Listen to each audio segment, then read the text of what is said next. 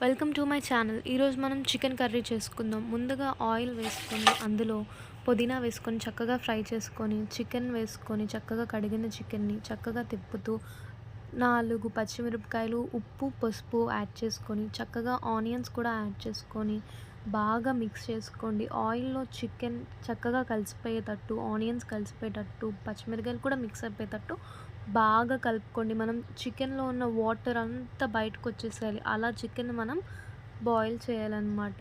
చికెన్‌లో మనం ముందుగా ఏ వాటర్ యాడ్ చేసుకోవద్దండి. చికెన్‌లో ఉన్న వాటరే చక్కగా బయటకొచ్చేసేయాలి. ఆ వాటర్ అంతా ఇంకిపోవాలి. అప్పుడే చికెన్ జ్యూసీగా మనకి ముక్క టేస్టీగా ఉంటుంది.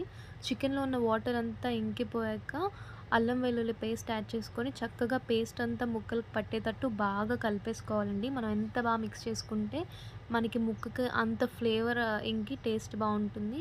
కొత్తిమీర, కారం కూడా చక్కగా యాడ్ చేసుకొని బాగా మిక్స్ చేసుకోండండి. ముక్కకి ఫ్లేవర్స్ అంతా బాగా పట్టాలి. అప్పుడే మనకి టేస్ట్ అనేది ఇంక్రీజ్ అవుతుంది.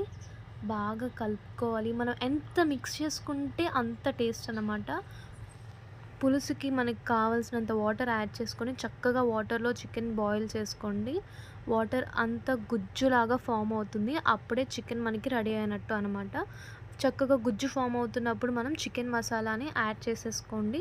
యాడ్ చేసుకొని చికెన్ మసాలాతో కూడా చికెన్‌ని ఒక 5 మినిట్స్ చక్కగా బాయిల్ అయ్యనిస్తే చికెన్ కర్రీ మనకి ఎంతో టేస్టీగా సూపర్‌గా రెడీ అయిపోతుందండి.